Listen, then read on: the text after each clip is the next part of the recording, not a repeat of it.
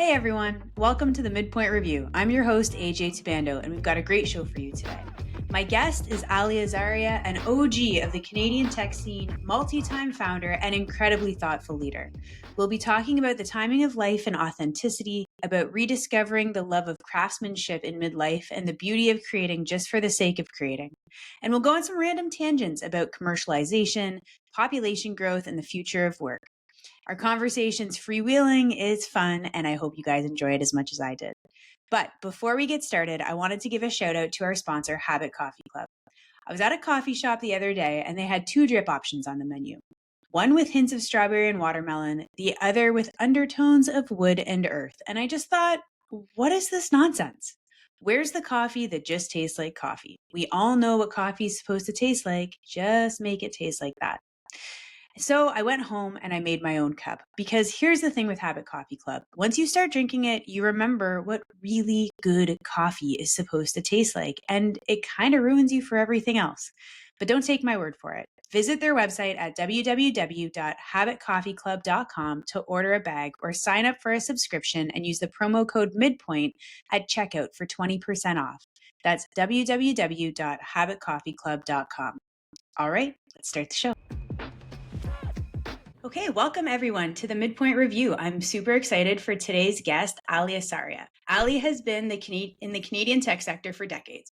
He's currently the CEO of Transformer Lab, an open source tool used by machine learning engineers to train AI language models. Previously, he was the founder and CEO of Tulip, and before that, he was the founder and CEO of Canadian e-commerce startup L.ca. And he's an all-around awesome guy, and I'm excited to have you here. Ali, welcome to the show. Thank you for having me. It's wonderful to have you here. So for those who are in tech and know you, you are a pretty well-known figure within the tech scene. But for those listeners who might not be familiar with you, tell us a little bit about yourself. Okay, awesome. Yeah, so I'm from Canada, and I grew up all my life actually in Southern Ontario. And my life kind of changed a lot when I went to school at the University of Waterloo. And I actually went into this program not knowing 100% what it was about, but it's called computer engineering. And I partly selected it just because it was hard to get into, and I thought that would make it like a challenging and like fun program to study.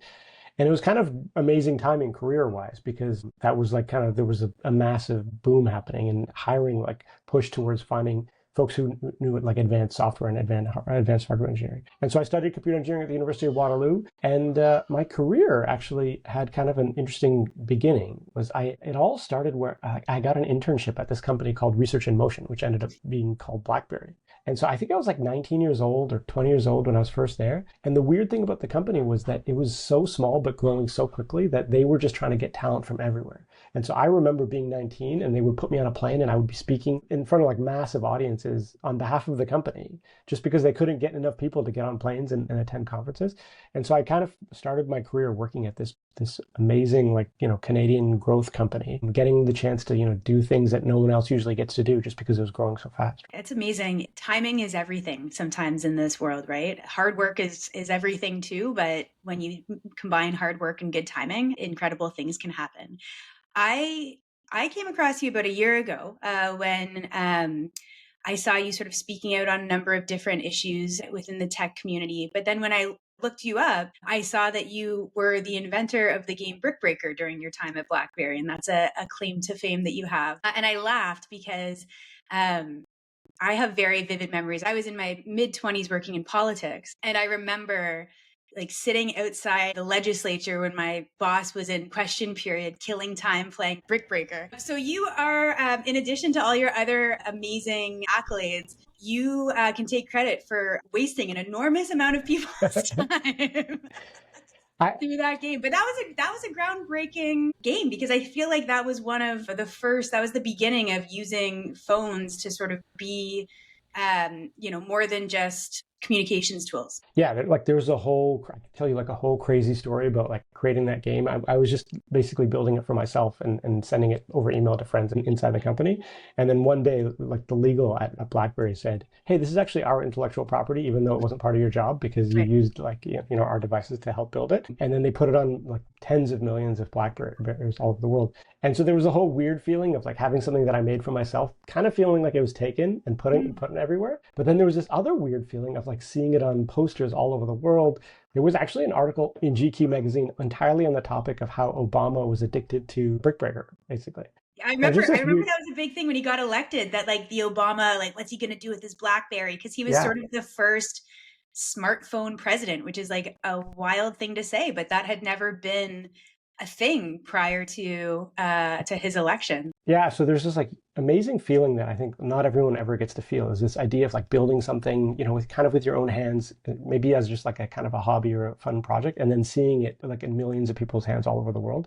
And I got addicted to that. I got to experience that a couple of times in my life, and it's this unique kind of really like I'm just so thankful for having chances like. Yeah, it's a really interesting idea that I feel like in recent years we've gotten away from a little bit in tech, is the idea of almost building without intention, right? In the sense of building for the joy of building, and building because you think you have an idea of something cool you want to see, and seeing if you can bring it to life. And because people have become so successful building things for very specific audiences, there's this push to really know who your audience is, who's your market, who's going to buy this thing right from the beginning before you start. But there's a magic that comes from the almost the artistry of just building for the sake of building.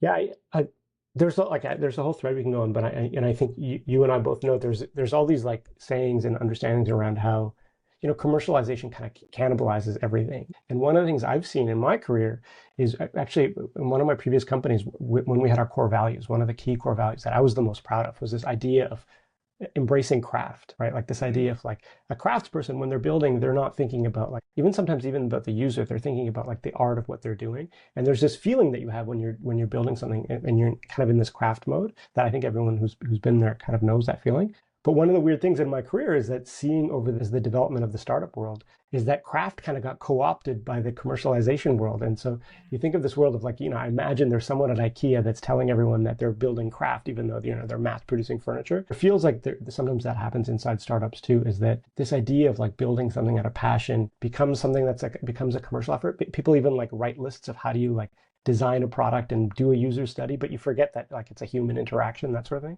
And so sometimes I try to remember back, like I actually personally try to remember back to the feeling I had when I was building things when I wasn't thinking about the impact of it. And I try to like return back to that feeling because you get lost in that in the startup world. Yeah, absolutely. I think it's so poignant. I came across this quote from Rick Rubin last year when I was for the first time starting to write, which was something I had never done before. And I had only ever, I realized, built things for other people, whether I was in startups building products or in politics building policy. It was always about who's the audience and what's their problem and how can I solve their problem. And writing, when I first started it, I approached it very much the same way. It was like, okay, well, who am I writing for? Who's the audience here? What do they want to hear? And I got really stuck, and it didn't feel aligned to what I wanted to be doing. And I came across this quote from Rick Rubin that said, in art, the audience comes last.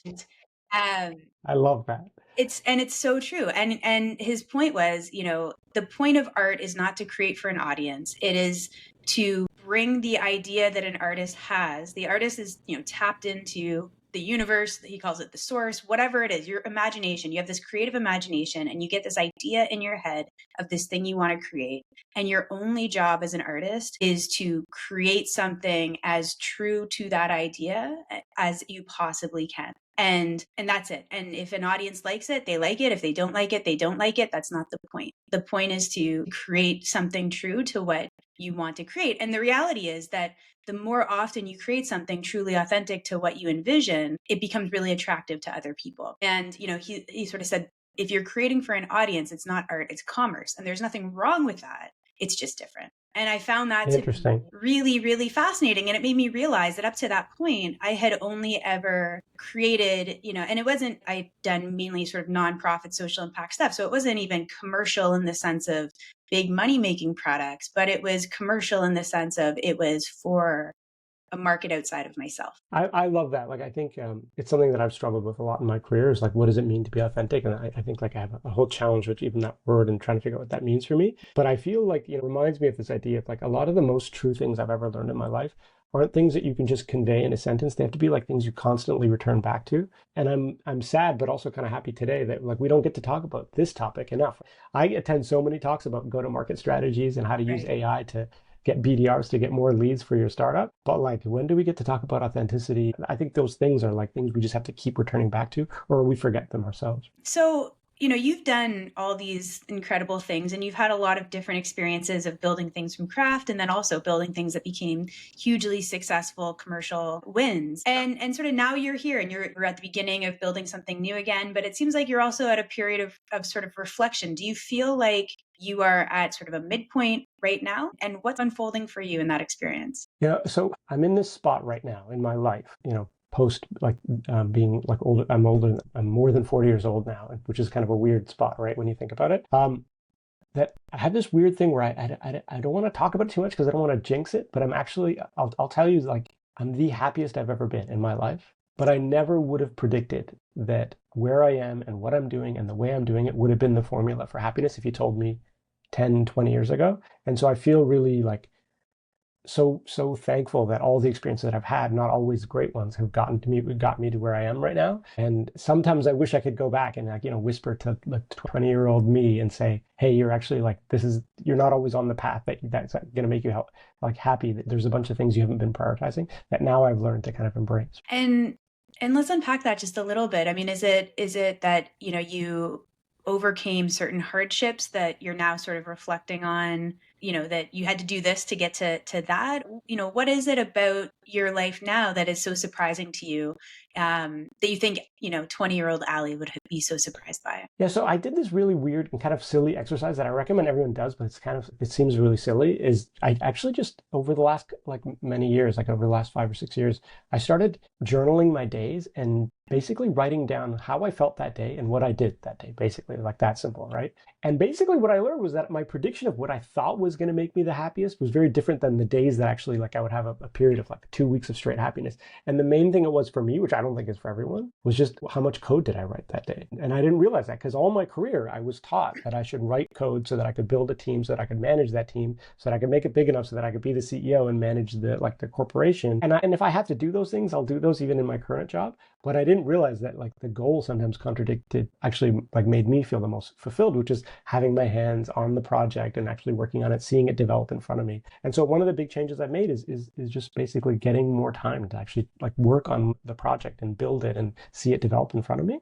But another thing for me, I think, which has been like a long path for me, is just like developing confidence. And so a weird thing that's hard to describe is that when I was the most famous in my career, like when politicians would meet with me and every VC, and I was speaking at these amazing like Goldman Sachs conferences and with like the elite folks in the industry, those were actually the times when I felt the least confident in my life, which is really weird. I think sometimes people don't always see that. And so I've gotten to a point, but it's taken me like, decades of work to feel really confident in who I am and what I'm doing. And sometimes I look back now at the emails and like the way I was talking 10 years ago, 20 years ago, and all I see is like a lack of confidence, which I didn't recognize it. I think there's something so powerful in acknowledging that. I wish I heard more people say stuff like that when I was starting out, because I remember in my early days feeling really insecure, projecting confidence, because that's just, the fake it till you make it, right? But feeling like, looking around being like, how do all these people know what they're doing?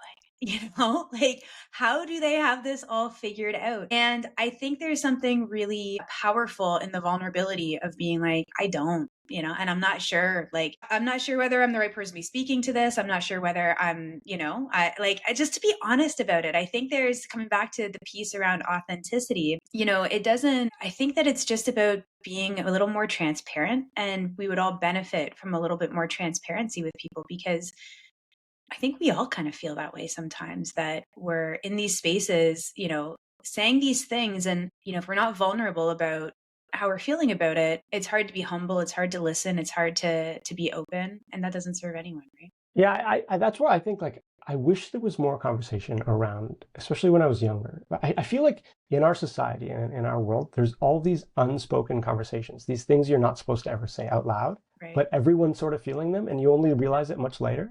And so I don't know, like there's all these things that I felt as I was building myself up in my career and trying to like grow as a person. One of the biggest ones being like I just always felt like I wish people respected me more, but maybe I had to be more successful to have that happen. And like I just want to be liked and valued as a person, like in a larger sense. But another big thing for me, again, like I actually don't know if everyone feels this way. This is why nobody talks about it, and maybe everyone should. Is I spent so much of my life I didn't realize feeling jealousy. Mm, And so I don't know if everyone feels this way, but like, in the startup world, you're surrounded by people who are just constantly like numerically doing better than you, right? You'll like, I remember times when I raised the largest round of investment from a certain VC in Canada, and it was like a massive number. And then yeah, a couple of months later, someone raises 10 times that. right. And you're like, is that person better than me? Why can't I have what they have? And there's just always someone like on a ladder, someone higher up on that ladder than you. And you never look down and think of all the folks who wish they had what you had and that sort of thing. And so I guess I just like, I felt all this jealousy. I felt all this lack of confidence. I felt all of this like needing to be valued. But I didn't realize that those three like feelings were driving a lot more of my decisions than anything else. And that's a recipe for like having an unfulfilled life. Yeah, absolutely. Do you feel like you've shed some of that now? And if so, what may have helped you get there in letting some of those things go? Yes, part of it is like, and this is like, it's not a good thing. It's something I have to work on. Is I've had that like quote unquote success in the past, right? I get to walk into meetings, and when they read my bio, they get to like the word $100 million blah blah blah gets mentioned, that sort of thing. And so I get to like walk into a room knowing that I don't have to prove myself as like just a random stranger walking into there, which is like a privilege, but also it's not super fair, right? It doesn't make me a better speaker or more Right. authoritative on any subject because those things happen to me. But I get that. But I think the biggest thing for me is actually like there's all the successes I had, and I'm so thankful for them. But then I had these crazy, like deep failures. And I know you've experienced some of these things in the past when we've talked, where there's things like you just never want to talk about. It's like the worst news possible, and from a career perspective, the most like humiliating things happening to you. And when they're happening, you're like, this is literally like the worst point in my life. I remember feeling that way in my career. Yeah. But looking back, having gone through those and seeing that I survived and I was fine, and actually those people who imposed those things upon me that made my life so difficult, like they don't have any effect on my life anymore. And you go through all those ups and downs and you start realizing what's valuable because you have like very little control over what happens. But those things that you do have control over, like you realize nobody can take those away from you if you have the right approach to it. Yeah, it's so powerful, I think, what you're saying. We talk about the importance of failure all the time, right? Like that's especially in this world of startups and, fail and what do you learn? And so often we're talking though about our products or our ideas, but like what happens when you experience this feeling of not, and maybe failure is the wrong word, but this feeling of personal, I'll stick with the word failure because I know for me personally, when I've gone through a couple of deeply challenging moments in my career that were very personal in their nature, you feel like a failure as an individual, right? And I think for people, we can talk about products fail fast and pivot, but like that feeling of when you have to shut it all down and it just didn't work out, and how you take that on in your identity and carry that. But to your point, I think that the successes that you have build your confidence, but then coming through your failures and watching, almost stepping out of yourself and watching yourself survive them, for me, I know that has brought a tremendous amount of confidence, and it sounds like that's been the same for you. I want to tie that back to what you were saying earlier around measuring yourself against these sort of external indicators, right? Because I think that's also a trap that we all fall into. It's so natural that you look around and you're, how do I measure up to the group? But as you said, there's always someone else who's going to do a thing, beyond what you did. And so it really comes down to how you measure yourself internally. Like, how do you figure out what those indicators are internally, and stay true to that? Yeah, I think there's so much there. I think we live in a world, especially like in the startup world, where this word merit and meritocracy is like brought up a lot, right? There's this feeling, whether people always say it out loud, certain people are more qualified and more valuable than others. And I think there's actually a lot of people who will overtly say that, and then there's a bunch of people who will implicitly say Right. that, right? And so I think, when you're in the middle of it and you're trying to be thoughtful, you spend so much time trying to figure out like, what is merit? Like, what is it? Like, what am I valued based on? How do I value myself? How does this world value me? And then like, do I have control over all of those things? Because I know a whole bunch of people who are like, the very best startup people who never had that amazing exit because of timing and or some weird thing. And I know a bunch of people who seem kind of inept, but like were there at the right place at the right time. And Yeah. so we live in this world, right, where outcomes don't completely connect with the inputs. At the same time, it's not like they're completely disconnected either. And I Right. feel like as like as like a Western person brought up in like in the Western world, I was never actually taught really like the solution to that puzzle. I feel like we Mm, were just like we're taught to pretend that it's all meritocracy, and right. that if you do good, good will come out the other end. But we know that isn't true. And then nobody answers the question of like, but where's the disconnect? And that I think is like a cause of so many issues. And I mean, and I think, on top of everything you said around, the artificial nature of a meritocracy, it's also who's in charge of the goalposts, right? And how do they move? Because I certainly have been in environments where it felt like, the goalposts had been moved on me in a number of different Oh, for ways, right? sure. And so, yeah, but as you said, also, hard work matters, effort matters, skill matters. So there are very real things around merit. It's the evaluation of it, that I think we tell ourselves a story around. So I want to kind of pull back a little bit, on that point, and some of the other stuff we've talked about. We're at a really interesting point in the world right now. Things are changing dramatically again, and are poised to continue to do so. I think tech in Canada and in North America is in a really interesting place right now in terms of how it's evolved up to this point, how it seems to be changing, and where it is trying to play roles. Like we've connected many times on what are those spaces where we can play a role in making a difference. But I'm curious to know, how, from your perspective, like how do you see the world changing, and where do you think the opportunities are for people who recognize that this playbook we've been taught of, work hard, do the thing, even if there was a meritocratic environment to succeed in, the conditions that we're operating in are changing dramatically.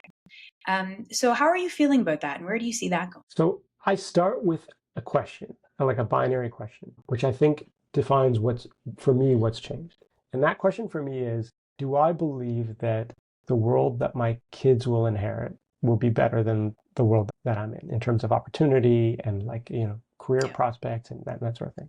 And I believe that that has flipped for the first time in many, many years in our society, right? So I feel like I had more opportunity than my parents did. My parents had way more opportunity than their parents did. And all of a sudden, I look at the world and where it's going right now, and I don't feel confident that for the average Canadian kid, that the world that they're going to inherit from a career perspective or opportunity perspective is going to be better. And I think at the root of that is just growth, right? I think we built our entire world around constant growth. Like there's just Mhm. infinite land and infinite opportunity, and you just have to grow into it. And when there is always opportunity, the behaviors that are allowed and promoted are very different. But I don't know if you remember, like I remember going to school, like when I was in high school or like early school, learning about just like the world population. And I think at that time, like maybe there was like 5, 6 billion people in the world. And they kept telling us that there was a cap of like how many people the world could actually sustain just based on agriculture and land. And then this weird thing has happened recently, which I just had so much trouble understanding. And I know I'm going on a tangent, but maybe it is connected. Is Let's go. all of a sudden recently I've been hearing that like, okay, maybe there's 8 billion people now on the planet right now, which we were told is like the world can't sustain. And for some reason, the world's leaders, like the brightest minds, are telling us that we must grow it even more. Even though as kids we were told we have to cap this population, it's not sustainable. And so I think what's happened very recently is we probably all should be planning towards a world where there's going to be the same amount of people or probably even less people on the planet Earth going forward. And that means that you can't just keep having GDP growth on every country because like the total amount of consumers is going to be less, right? Like we've seen in Japan, South Korea, like the demographics and stuff. And so we have two options in this world. We fight this demographic change and say, no, no, no, give everybody money to have more babies because I don't want to imagine a world where there's less people next year than there is. Or we embrace it and we say, okay, what can we do in a world? How do we make it more, like, in theory, shouldn't it be a better world if there's the same amount of people less because we can distribute the good that we have and have more food for like a smaller amount of people, use land more effectively. And so I know I'm talking about like population and land, but I guess for me it's all connected to if the whole world is moving towards a different growth trajectory, maybe even a shrinking like population and economy world. Can we imagine a world where it's better for the individual, Mm, even if the total population is shrinking? And currently, what I'm hearing from like the world's smartest minds, quote unquote, yeah. is like, no, we got to fight the We have to have growth at all costs, otherwise everything collapses. And I just imagine maybe we just need to have a different kind of conversation, and that could be the pivot point to like a really positive story about like a world with 5 billion people where everybody has a little bit more. That kind of me could be very exciting to me. It's so fascinating. There's so much to unpack there. But what's coming up for me is kind of one of the things we just talked about, which is the role that imagination plays in innovation. And that's something that strikes me when I hear what you're saying around, and I've certainly observed it myself too, this idea of, it's almost like we have to fight for the status quo. Right? This is this Right. default position. It's like, but we've always grown and that's what we know. And like, that's what's worked. So we can't let things change, which is so much the antithesis of the core value, if not the action of innovation, right? Is let's imagine new things. Let's imagine worlds that don't currently exist and then figure out how to create them, right? And, I've been struck, and I've written about it in the past on different topics, but it's very relevant, I think, to everything you're saying, is this sort of, we can build all these new ideas and products and companies, but so much of it is built on this foundation of conventional wisdom about how things have to be, right?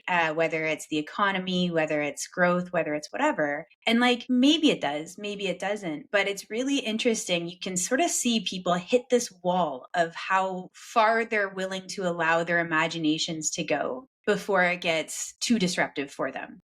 And I think that's held us back. Like, I think we need to break that down if we're going to move past sort of the current version of the innovation economy, of startups, of just building things that we're in, to get to what that next set of problems are. Because a lot of those systems, whether we're going to fight it or not, we're fighting a losing battle, right? They are changing, they are crumbling, they are morphing. And that doesn't mean you need to throw everything out. It doesn't mean like capitalism's evil, we got to get rid of it. It's like, no, but like, let's be real about the conditions we're operating in and how they're changing. And how can we move with it to make it effective? So yeah, so I see this as like a national project because I think Canada is in this neat like spot geographically, like just being next to the US and economically and that sort of thing, but I believe, and I'm hearing from folks that like the whole world looks at us as saying, like, there's a world where you can embrace the entrepreneurship and the excitement and the this kind of optimistic worldview that the US kind of has led the world on, but still be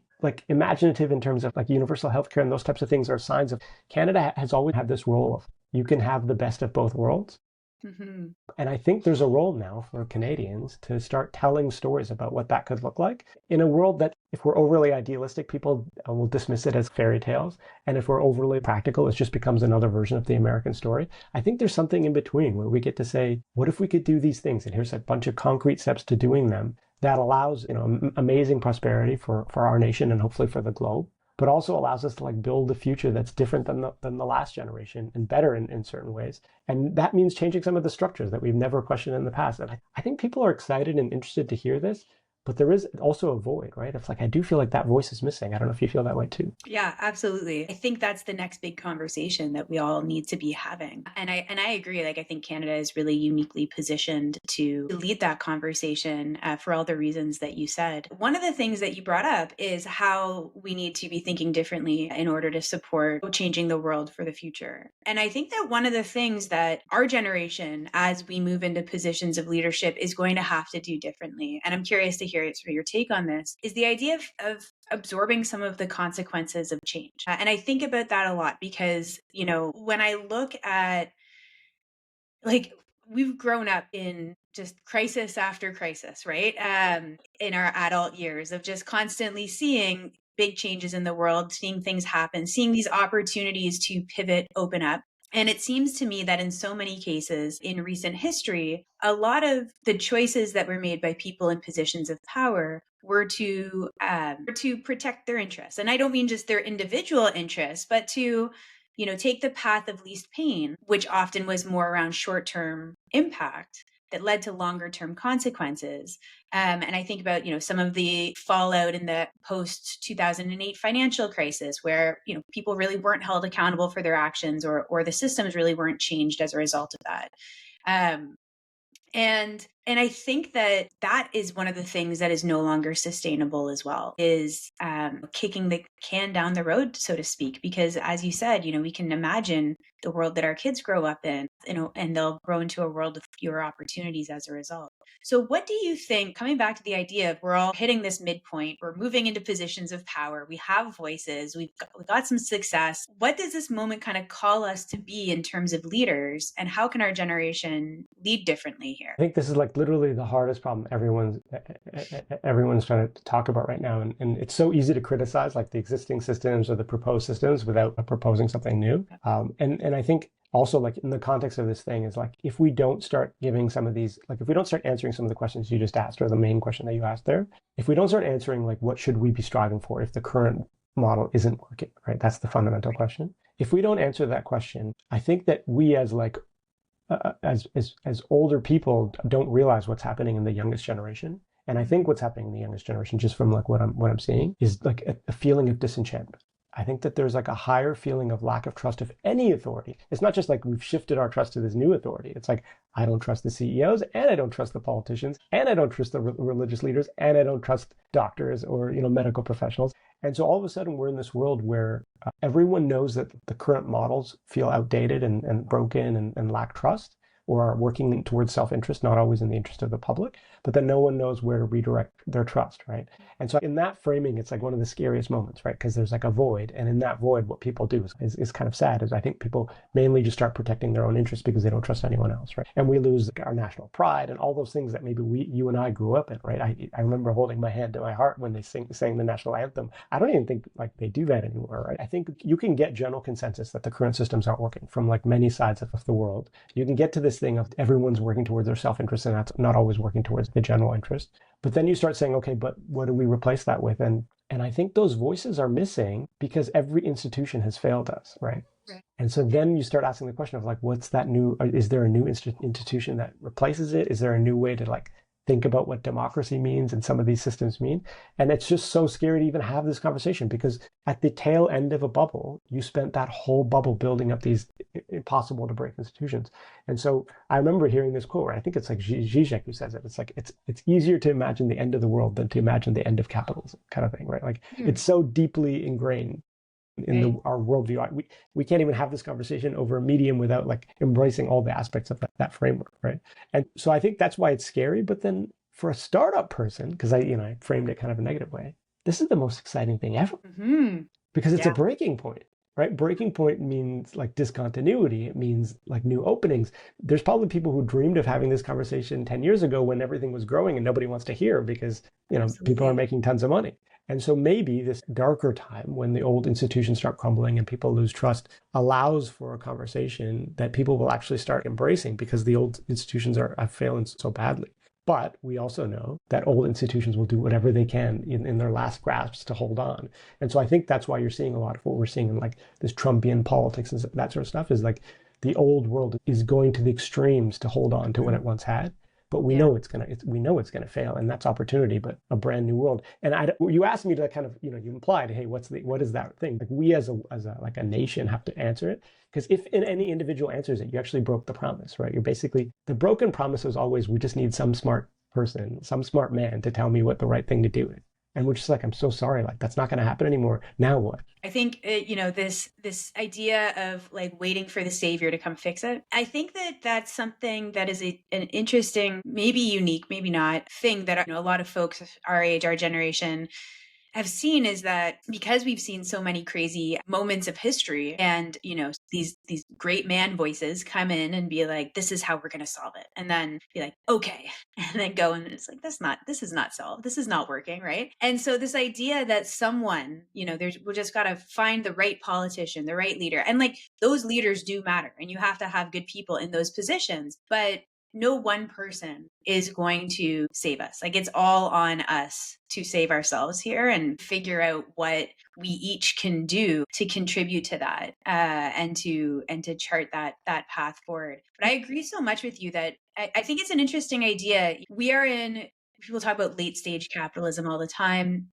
but like, we're clearly in the late stage of a world view, an economic view, a social view that, really kind of started in the Industrial Revolution, really locked in post-war, and has just, pushed and pushed and pushed since then. And you can feel that we're coming to, I think, the end of that. And that doesn't have to be scary, to your point, but so long as you know what comes next. And, there's no one answer for it. But the idea of taking the time as a country to paint a vision of what does that positive vision look like? Like I'm a strategist in my soul. I never start a project without saying, okay, if this is super successful, if we all walk away at the end of this and say, damn, that was the most successful thing we ever did. What did we do? What does that look like? What does that feel like? What does that sound like? Because if we can get really clear on what we want the outcome to look like at the end of this thing, then it will be much easier to do hard stuff throughout the process to get us there. And so, yeah, I think that, coming up with, okay, everything is changing. We can grasp on, we shouldn't throw everything out, but we also can't just grasp onto a failing system. But so what's that next thing going to look like? So I'm always worried, right? Like you and I today have talked about like a whole bunch of vague topics. So I'm afraid if someone listened to this, they're not going to come away with anything because Right. we touched on a bunch of topics.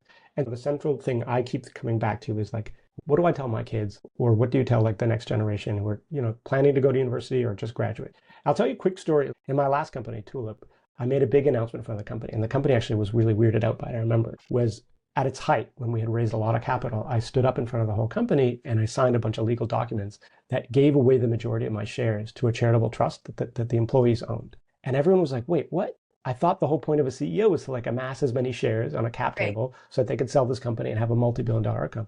And there's a whole bunch of reasons why I did it, and it's a whole conversation. But I'll tell you like a secret I've never told anyone. Is like part of the biggest reason I did it was to take away the possibility of a certain type of success. Like I could no longer have a multi-billion-dollar outcome where I got a massive check and then I get to be this CEO who has so much money that I get to be a VC in investment, like the standard startup story. It was no longer possible for me because I'd given away the shares.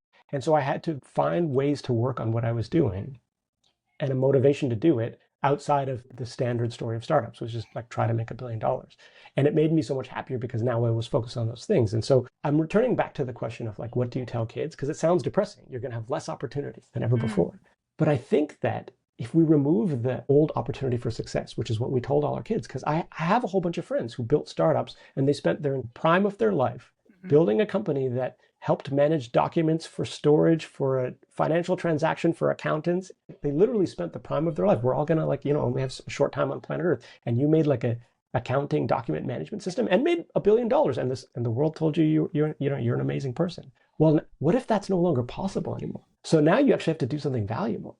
And so I wonder if the positive piece of this is that you remove this weird lottery system we've had because of infinite growth. A whole bunch of opportunities like building pet startups for a certain type of breed of dog, vitamins or something like that. Like I love those dogs, but we have too much of that. Now all of a sudden we have to tell all these kids that old system, it doesn't even work anymore. And so now you have to find a real problem that you care about, and you might not make $1 billion. Yeah. Maybe that's a good thing. Yeah. And so we get to like talk to all these kids, and I get to tell my kids that like find a problem you care about that you can contribute to that will help you support your family. And maybe like that crazy outcome that I had access to is no longer possible, but maybe I wasted a whole bunch of my life working on it because the world rewarded us for things that weren't actually super valuable. So I think that's such a powerful and that's exciting to me, right? And we've talked about this in the past, but it comes back in some ways to how we look at AI, right? And the advances in AI, and particularly relevant to you as someone working on it, that we keep hearing people talk about how AI is going to take so many jobs. And that's true. The timelines can be debated and perhaps some of the scope and scale can be debated. But the truth is it is already beginning to take jobs and it will only accelerate. And we can look at that as a really scary thing because it's going to limit the opportunities available to people. Or we can look at it as an opportunity for people to not necessarily be shackled by needing to have a job in the way that we've traditionally needed to have jobs, and have opportunity to build things, to create things, to pursue, whether it's commerce or art, to pursue something that drives them and bring it into the world. And I think the piece that we're not talking about as a public conversation, the thing that changes whether or not that's a good idea is is how people's basic needs get met. If people are replacing jobs with AI, then that means we are moving, whether we like it or not, to a post-labor society and a post-labor economy. And we're talking about big picture stuff that feels like it could be a long way off, but in reality, the seeds of it are being planted now. I think some of the way you phrased it in a way that I think sometimes, like in the context of, I think sometimes how people perceive it is what you've been hearing for a while is this idea of like AI makes it so that, we have infinite abundance, right? Food is free and nobody needs to work because all the robots will work for us, or however you imagine that. And then, but the weird framing I've noticed is that then everyone's like, then everyone can collect basic income, but it's not clear who's paying out the basic income. There's obviously has to be someone who's doing that. So everyone gets basic income so that we can all be artists and play the guitar or whatever, right? Like that's the exaggeration. But I think the problem with that framing is that there's like a piece that's missing, which is sort of, I think, what we hinted at before too, which is this thing of like, but right now there are tons of problems. So even in a world where like AI is getting stronger and you can do twice as much with one worker than you could do before in certain industries, there are so many problems in our world right now. Like we are not in a world where everyone has food or the environment's in a great spot, or we have a plan for how to build like sustainable societies right going forward. And so we can talk about like I think like leisure and that sort of stuff, and giving everyone more time for leisure, which is I think what we should all be working towards as humans in the long run. But right now, I think we have to move away from this outcome focused view, which is pick a problem that could make you $1 million, and in the process you would have solved a good problem. But we're actually going to focus on the $1 million, and then hopefully like capitalism forces it so that the problems are good. We have to start moving towards this like problem focused view, which is like, what is a problem that's in the world right now that you could uniquely contribute to as an individual? This is like the advice I'm giving to my younger self. And how do you dedicate yourself to working towards that in a way that you make it better at the end of your career and that sort of thing? And when I look around, even in a world where we're saying like AI is everywhere, I just see infinity problems, right? Like it just feels like there's always another problem to solve. And so how do we help like the next generation of our society focus on the right problems, dedicate themselves towards that, even if it's not like even if there isn't always a potential to become a billionaire at the end of that? And how do we like allow everyone to like, find those paths for themselves? Because the challenge I have with like the whole standard basic income narrative is kind of what I think what people miss is it's sort of implying that most of the population is useless, so let's just write them a check.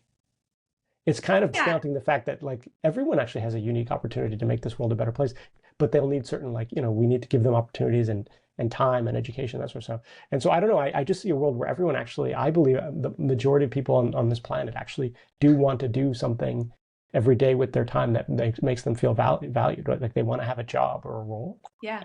But those, absolutely. Those roles are changing so much. I think I would agree with that. And I think that it's, what I was trying to say, because I'm not sure that a UBI or any of those tools are the right tools. I think the challenge is that we're not having a serious enough conversation about what this next phase looks like, right? And I think this is exactly the kind of conversation to have, because to your point, we have just really tied the idea of commercial production, right? I work or I do because I'm going to get a certain level of paycheck, or I'm motivated by the paycheck at the end of it. And fair enough. I mean, I don't want to come off as saying there's anything inherently wrong with that.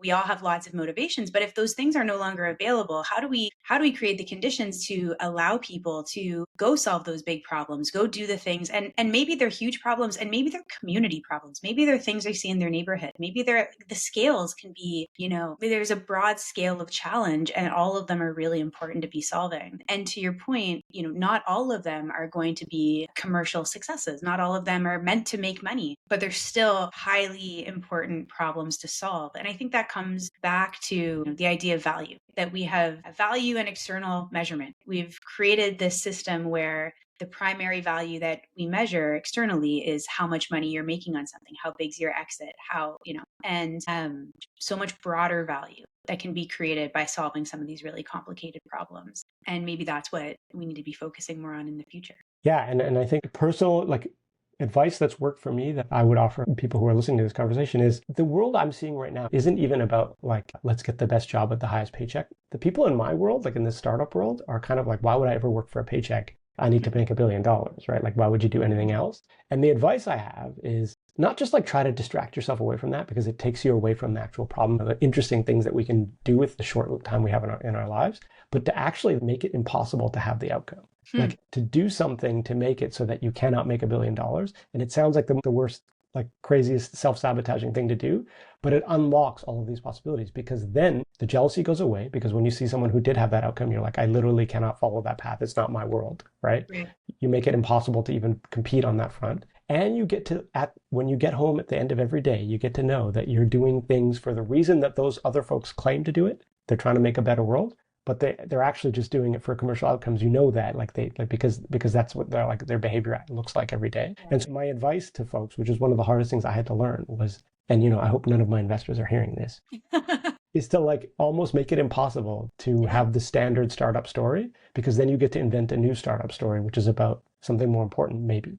That's fascinating advice. As I reflect on my own choices, my last startup was a nonprofit, and I intentionally structured it that way because, I didn't think I thought it was more of a nonprofit than a for-profit, and it's whether it would make money, but also that it would be distracted from its mission if we put ourselves in a position of having to focus on profit making. So I think that's a very challenging piece of advice to give people, but I would agree that it can be a game changer. When you're saying that, the phrase that keeps going through my head is shoot the hostage.